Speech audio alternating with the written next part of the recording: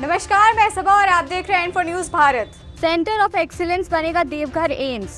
केंद्रीय मंत्री अर्जुन मुंडा ने कहा है कि शिक्षा, चिकित्सा और शोध के सबसे बड़े केंद्र देवघर एम्स को उनके मंत्रालय की तरफ से हर संभव मदद दी जाएगी। आपको बता दें कि इस सम्मेलन के दौरान आदिम जनजाति समाज को बेहतर स्वास्थ्य सुविधाएं सुनिश्चित कराने मंथन किया जाएगा। मंत्री अर्जुन मुंडा ने आदिम जनजाति समुदाय के बीच स्वास्थ्य को लेकर चिंता है और लगातार हो रहे जेनेटिक बदलाव पर भी चिंता जाहिर की है। 7 मई तक चलने वाले सम्मेलन में आज जनजाति समुदाय के बीच एनीमिया के बढ़ते खतरे पर और उसके समाधान पर विस्तार से चर्चा की जाएगी। इस राष्ट्रीय सम्मेलन के दौरान एम्स के director doctor professor Saurabh, Deoghar विधायक नारायण दास जी के अलावा जनजातीय समाज के स्वास्थ्य और उनके जीवन शैली पर शोध कर रहे देश भर के 50 से ज्यादा विशेषज्ञ शिरकत कर रहे हैं। हसदिया को एक सेंटर माना है, अभी हाल में विजिट करके आए। तो क्या माने किस प्रकार का सेंटर वहाँ पे काम होगा और किस प्रकार का यहाँ पर जो बीमारियाँ होती हैं कौन सा सब जैसे अभी माननीय मंत्री जी ने कहा, माननीय मंत्री जी से हमारा प्रेसिडेंट साहब कुछ महीने पहले भी मिले थे। सर ने उस समय भी बहुत प्रोत्साहन दिया था और बहुत हमको आश्वासन दिया था और सर ने आज समय दिया, उससे हम और प्रोत्साहित हैं। जैसा सर ने बताया कि कुछ विषय ऐसे हैं जिसमें अभी हम गैप मानते हैं, या तो हम उन बीमारियों को समझ नहीं पा रहे हैं, उन बीमारियों की वजह को नहीं समझ पा रहे हैं, या उनका सही उपचार की तरफ हम लोग अनुसंधान नहीं कर पा रहे हैं। तो सर्वप्रथम उन विषयों को पहचानना होगा, उनके निवारण के लिए जो भी उपाय हैं, जैसे सर ने अभी बताया कि जो आदिवासी जनजाति हैं वो अपने पर्यावरण से ही अपनी चिकित्सा करते हैं, उस पर भी अनुसंधान किया जाए, ताकि हो सकता है वो बहुत जब सब लोगों के लिए लाभकारी उसके परिणाम निकलें। तो एम्स का जो मैंडेट या मानदेय है वो सिर्फ उपचार करना नहीं है, रिसर्च एक भाग है, स्वास्थ्य को प्रोत्साहित करना, लोग स्वस्थ रहें, वो भी एम्स का मैंडेट है।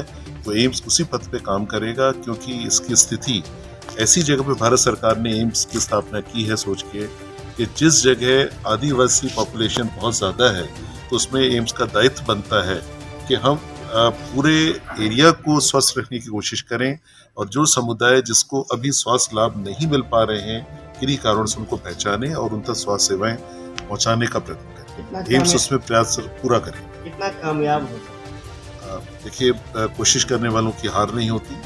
हम लोग कोशिश शुरू कर रहे हैं, सबका सहयोग है, सर का मार्गदर्शन है, आप सबका सहयोग है, तो हम लोग पूरी उम्मीद करते हैं कि इतना पक्का है कि एम्स का जो मैंडेट है हम उसको पूर्ण करने में कोई कमी नहीं छोड़ेंगे।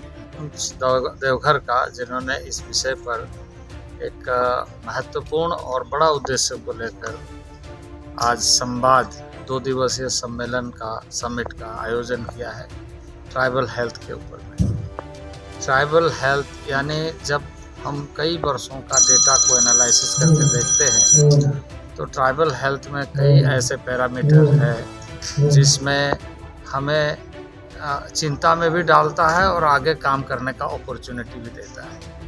चिंता में इसलिए डालता है क्योंकि पिछले कई वर्षों में डेटा ये कहता है कि कई ऐसे हेल्थ के पैरामीटर्स है जिस पैरामीटर्स में ट्राइबल काफ़ी पीछे है, चाहे वो इन्फेंट मोर्टालिटी रेट लें या IMR, MMR, इसमें देखें सुधार हो रहा है, ऐसा नहीं है कि सुधार नहीं हो रही है। पिछले 8-9 वर्षों में तो बहुत ही ड्रास्टिकली सुधार हुआ है, लेकिन इसके बावजूद भी यदि हम देखें तो और भी काम करने की बहुत संभावना है। एनीमिया से रिलेटेड समस्या है और अब ट्राइबल एरिया में भी वंशानुगत समस्या कुछ बहुत गंभीर समस्या के रूप में, जो शायद लोग अवेयर नहीं है कि उनको किस तरीके से जीन में ट्रांसफॉर्मेशन हो रहा है और वो कैरियर बन रहा है और उस समस्या से जूझ रहा है।